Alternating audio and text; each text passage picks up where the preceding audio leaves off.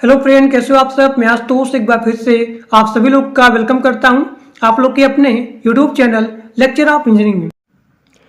तो आज हम लोग कंप्लीट करने वाले हैं ऑब्जेक्ट ओरिएंटेड प्रोग्रामिंग यूनिट 2। ये आपका है पार्ट नंबर 2 लेक्चर है और आपका इसी पार्ट में पूरा यूनिट 2 कंप्लीट हो जाएगा।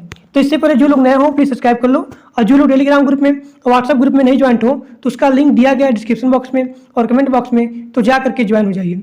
अब यहाँ देखिए यूनिट 2 में यहाँ पे दिए गए मोस्ट इंपॉर्टेंट क्वेश्चन, तो यहाँ पे 6 इंपॉर्टेंट क्वेश्चन है जो कि बहुत इंपॉर्टेंट है। तो कल मैंने बता दिया था कि यहाँ पे आर्किटेक्चर मॉडलिंग क्या होता है, और यहाँ पे जनरलाइजेशन क्या होता है, और यहाँ पे स्पेशलाइजेशन क्या होता है। और यहाँ देखिए, तो आज मैं बताऊँगा आपको कि कोलैबोरेशन डायग्राम क्या होता है, और इसमें कितने सारे यहाँ टर्म और जो यहाँ पे सिंबल यूज होते हैं इसको यहाँ पे डिफाइन करना है, एक्सप्लेन करना है, तो ये बताऊँगा आपको। और यहाँ देखिए चौथा क्वेश्चन आपको यहाँ दिया गया है कि सीक्वेंस डायग्राम क्या होता है, जो कि बहुत इंपॉर्टेंट है आपके सेमेस्टर एग्जाम में।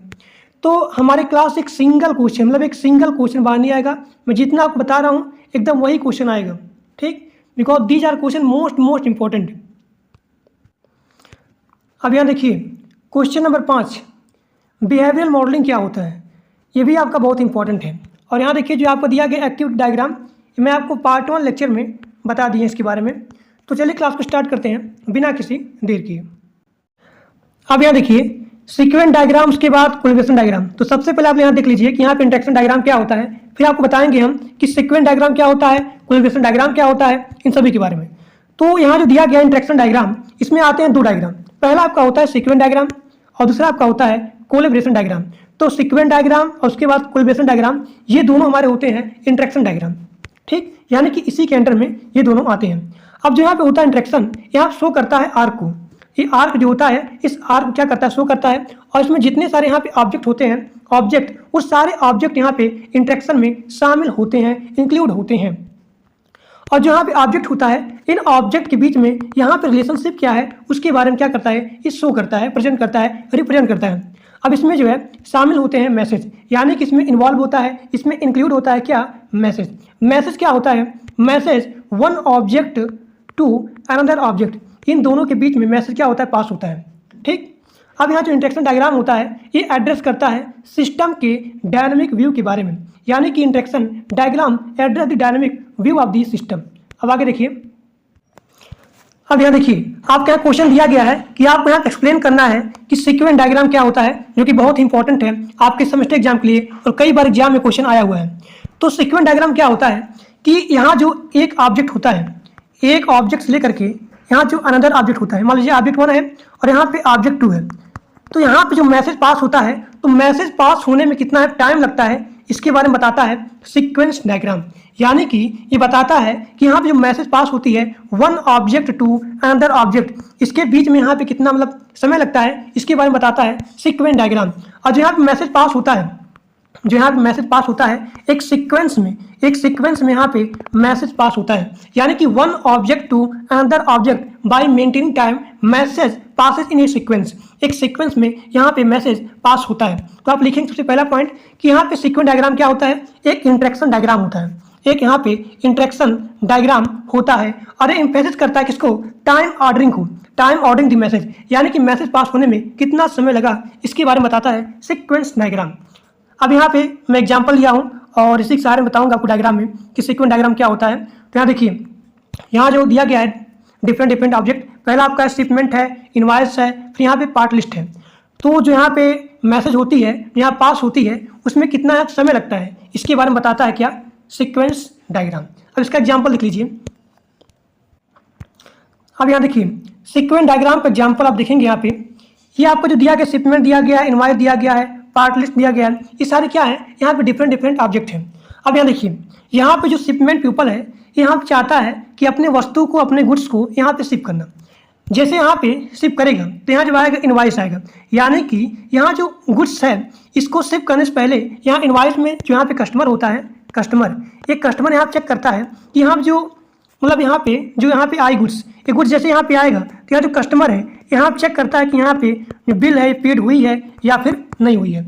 तो आगे हम लोग जाएंगे पार्ट लिस्ट में। अब जो यहाँ पार्ट लिस्ट होता है, जितने सारे यहाँ पे होते हैं आइटम होते हैं, उन सभी आइटम को ये चेक करता है, यानी कि चेक आइटम स्टेटस कौन करता है, पार्ट लिस्ट करता है। अब यहाँ पे मान लीजिए पार्ट लिस्ट ने यहाँ पे जितने सारे आइटम है उन सभी आइटम को चेक किया। अगर यहाँ से ओके हो गया या फिर करेक्ट हो गया, यहाँ पे एक सेकंड, यहाँ पे करेक्ट हो गया, अब जैसे आप होगा करेक्ट तैसे तुरंत ही जाएगा इधर, यानी कि वो जो गुड्स है वो ऑटोमेटिक यहाँ पे हो जाएगी, क्या शिफ्ट हो जाएगी। लेकिन मान लीजिए यहाँ पे पार्ट लिस्ट ने यहाँ चेक किया और उस चेक में यहाँ पे आ गया गलती आ गया या फिर नॉट ओके, यहाँ पे ओके नहीं हुआ, तब क्या होगा, तब यहाँ पे लूप हमेशा चलेगी, मतलब ये लूप जो है यहाँ पे कंटिन्यू रहेगी। उसको यहाँ पे जितने सारे यहाँ पे आइटम है उन सभी आइटम को ये चेक करेगी, यानी कि ये लूप यहाँ पे कंटिन्यू कंटिन्यू कंटिन्यू कंटिन्यू रहेगी जब तक यहाँ से ओके नहीं हो जाता है। अगर जैसे यहाँ पे ओके हो गया तुरंत ही जाएगा, ऐसे ऐसे करके यहाँ पे शिफ्ट हो जाएगा यहाँ पे। So these are the sequence diagram. अब यहाँ पर आप देखेंगे कि यहाँ पे गुड्स, यहाँ जो गुड्स है ये गुड्स जो यहाँ पास हो रही है, जो यहाँ शिफ्ट हो रही है, इसके शिफ्ट में इसके पास में कितना यहाँ पे समय लग रहा है ये बताता है कौन, सीक्वेंस डायग्राम। अब यहाँ देखिए जो आप दिखा के डॉट डॉट करके ये आपका होता है आइडियल टाइमिंग, आइडियल टाइमिंग। और ये जो आपका दिया गया है ये आपका होता है this time, this is time, ये भी आपका टाइम है, लेकिन ये बताता है where the operation is performing, यानी कि जहाँ पे ऑपरेशन यहाँ पे हम लोग परफॉर्म कर रहे हैं उसमें कितना समय लग रहा है, ये आपका होता है ये चीज़। और जो आपको दिया गया डॉट डॉट करके ये आपका है आइडियल टाइमिंग। तो ये सारा चीज़ आप लिखेंगे अपने सेमेस्टर एग्जाम में, 1% दिक्कत नहीं होगी। ठीक, अब आगे देखिए, अब यहाँ देखिए आपका यहाँ पे अगला इंपॉर्टेंट क्वेश्चन है कि कोलैबोरेशन डायग्राम क्या होता है, जो कि बहुत इंपॉर्टेंट है आपके सेमेस्टर एग्जाम के लिए।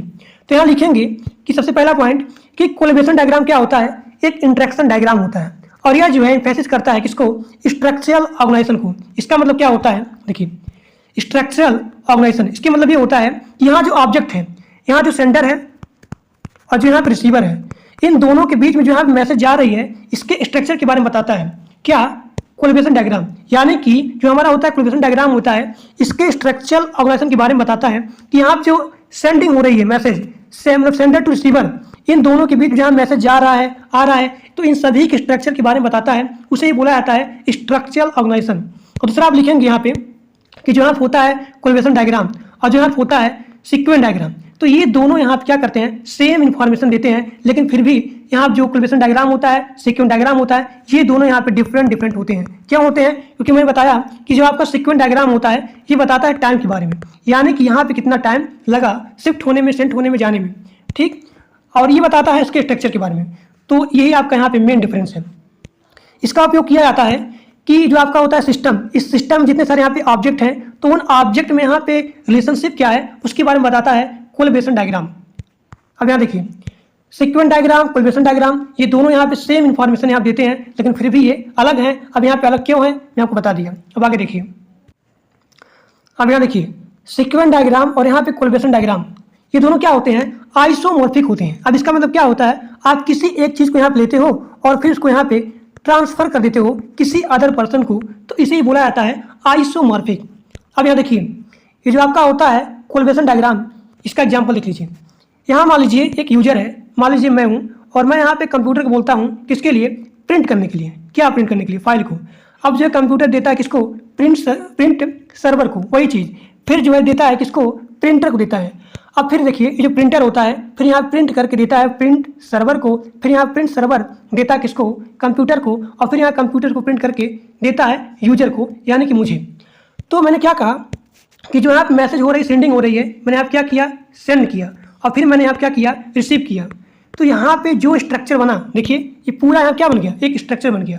तो इसीलिए मैं बता रहा हूँ आपको कि जो आपका होता है कोलैबोरेशन डायग्राम होता है ये बताता है स्ट्रक्चरल ऑर्गेनाइजेशन के बारे में।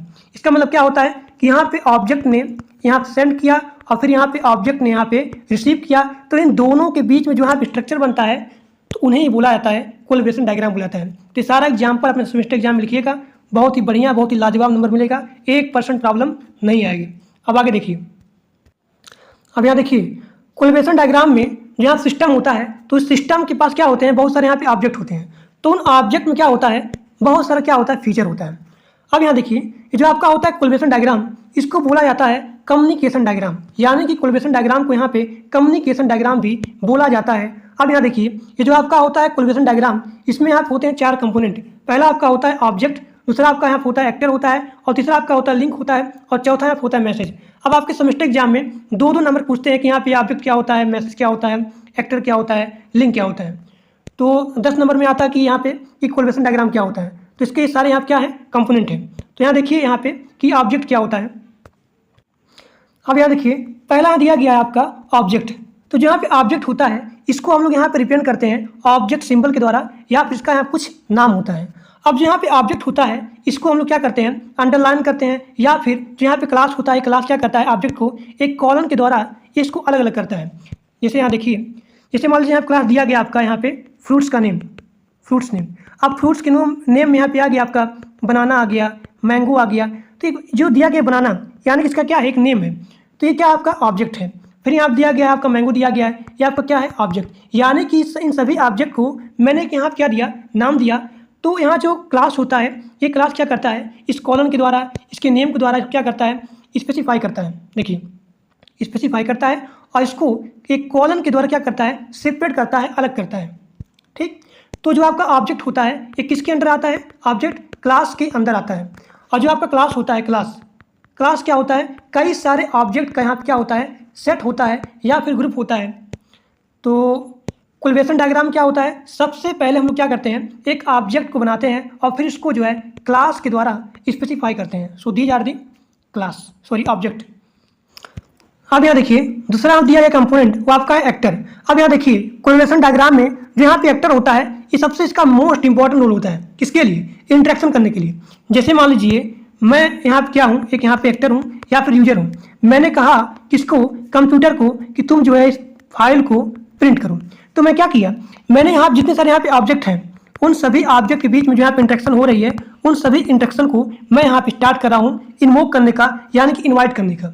तो जो यहाँ पे इंटरेक्शन होता है, जो यहाँ पे एक्टर होता है, इसका सबसे इंपॉर्टेंट रोल होता है किसके लिए, इंटरेक्शन को इन्वोक करने के लिए। ठीक। अब यहाँ जितने सारे यहाँ पे एक्टर होते हैं इन सभी एक्टर के पास क्या होता है, रोल होता है या फिर इनका खुद का नेम होता है। अब आगे देखिए, अब यहाँ देखिए तीसरा कंपोनेंट है वो आपका है लिंक। अब लिंक क्या होता है, ऑब्जेक्ट से और यहाँ पे एक्टर से, इन दोनों से संबंधित होता है, एसोसिएट होता है। अब जो लिंक होता है, लिंक क्या करता है, ये जो मैसेज होता है, मैसेज, इस मैसेज से ये क्या होता है, संबंधित होता है, एसोसिएट होता है। यानी कि जब यहाँ पे लिंक या मैसेज से क्या होगा, संबंधित होगा, लिंक होगा, तब यहाँ पे मैसेज क्या करता है, वन ऑब्जेक्ट लेकर के, यानी one object to another object, इन दोनों के बीच में यहाँ पे इंफॉर्मेशन प्रोवाइड करता है, कम्युनिकेट प्रोवाइड करता है। कौन, मैसेज, मैसेज। तो जो मैसेज होता है ये मैसेज इस लिंक से संबंधित होता है, और मैसेज के थ्रू ही इस जो ऑब्जेक्ट होता है इन ऑब्जेक्ट के बीच में यहाँ पे इंफॉर्मेशन, यहाँ पे कम्युनिकेशन बनाया जाता है या फिर सेंड किया जाता है। अब यहाँ देखिए जो आपका होता है लिंक, इस लिंक को हम लोग यहाँ पे सॉलिड लाइन से रिप्रेजेंट करते हैं। अब ये क्या करता है, इन ऑब्जेक्ट के बीच में यहाँ जो रिलेशनशिप होती है उसको बताता है। कब बताता है, जब यहाँ पे मैसेज इन्फॉर्मेशन को यहाँ पे सेंड करता है, भेजता है।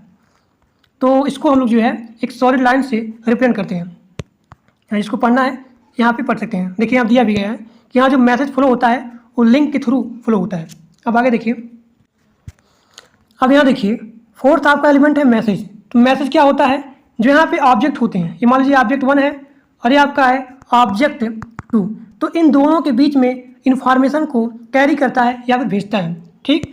तो ऑब्जेक्ट के बीच में ये क्या करता है, कम्युनिकेशन को बनाए रखता है, यानी कि कम्युनिकेशन प्रोवाइड करता है बाय सेंडिंग इन्फॉर्मेशन। ठीक। और जो होता है मैसेज, इस मैसेज को हम लोग एक लेबल्ड एरो से रिप्रेजेंट करते हैं, इस टाइप से मैसेज को रिप्रेजेंट करते हैं। अब जो मैसेज होता है, मैसेज, ये मैसेज जो है लिंक से क्या होता है, अटैच होता है। मैंने आपको पहले बता दिया कि जो मैसेज होता है ये मैसेज लिंक से अटैच होता है, तभी ऑब्जेक्ट के बीच में यहाँ जो इन्फॉर्मेशन होता है, इन्फॉर्मेशन को यहाँ पे कैरी करता है, भेजता है या फिर सेंड करता है, तो उसे ही बोला जाता है क्या, मैसेज। ठीक। बहुत ही आसान है, ये सारा चीज़ आप यहाँ पे लिख सकते हो कि जो यहाँ पे सेंडर होता है और जो यहाँ पे रिसीवर होता है, तो इनके बीच में जो यहाँ पे इन्फॉर्मेशन होता है इसको यहाँ पे कैरी करने का काम कौन करता है, मैसेज करता है। ठीक। अब आगे देखिए, अब यहाँ देखिए ये जो आपको दिया गया है कोरिलेशन डायग्राम का कंपोनेंट। तो जो यहाँ कंपोनेंट होता है उसका डायग्राम अपने सेमेस्टर एग्जाम बनाएंगे तो आपको यहाँ बहुत ही अच्छा नंबर मिलेगा। यहाँ पे एक्टर हो गया, मैसेज के थ्रू यहाँ पे इन्फॉर्मेशन जाती है, ये आपका ऑब्जेक्ट यहाँ दिया गया है। इस सारा डायग्राम अपने एग्जाम में बना सकते हैं। इसका जो पिक है मैं भेज दूंगा टेलीग्राम ग्रुप में। अब आगे देखिए अगला क्वेश्चन। अब यहाँ देखिए आपका यहाँ पे अगला इंपॉर्टेंट क्वेश्चन है कि बिहेवियरल मॉडलिंग क्या होता है, जो कि बहुत इंपॉर्टेंट है आपके सेमेस्टर एग्जाम के लिए। तो यहाँ सबसे पहला पॉइंट आप देखेंगे कि बिहेवियरल मॉडलिंग यूएमएल डायग्राम का टाइप होता है। यूएमएल डायग्राम का टाइप होता है। अब यूएमएल डायग्राम में पहला आपका होता है स्ट्रक्चर मॉडलिंग और दूसरा आपका होता है आर्किटेक्चर मॉडलिंग और यहाँ तीसरा होता है बिहेवियरल मॉडलिंग। तो बिहेवियरल मॉडलिंग क्या होता है? यूएमएल डायग्राम का टाइप होता है। ये सिस्टम के इंटरेक्शन को डिस्क्राइब करता है, सिस्टम के इंटरेक्शन को डिस्क्राइब करता है, डिफाइन करता है। अब यहाँ देखिए ये जो स्ट्रक्चर डायग्राम होता है, स्ट्रक्चर डायग्राम, तो इसमें जितने सारे यहाँ पे होते हैं डायग्राम, तो इन डायग्राम के बीच में क्या यहाँ पे इंटरेक्शन है, क्या यहाँ पे इंटरेक्शन है, इसको ये रिप्रेजेंट करता है कौन? Behaviour modelling. अब यहाँ देखिए स्ट्रक्चरल डायग्राम में कौन कौन आते हैं। यहाँ देखिए स्ट्रक्चरल डायग्राम में ये आपका होता है class diagram, component diagram, object diagram, composite structure diagram, deployment diagram, packet diagram. तो इनके बीच में यहाँ पे इंटरेक्शन होता है, इस इंस्ट्रक्शन को ये जो है डिस्क्राइब करता है कौन? Behavioural modelling diagram.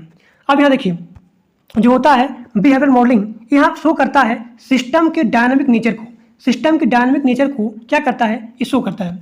अब बिहेवियर मॉडलिंग में आपके सेमेस्टर एग्जाम के लिए बहुत इंपॉर्टेंट है, तो इसमें आप लिखेंगे कि बिहेवियर मॉडलिंग में है यहाँ पे जो है शामिल होते हैं activity diagram, sequence diagram, collaboration diagram, state chart diagram और यहाँ पे यूज केस डायग्राम।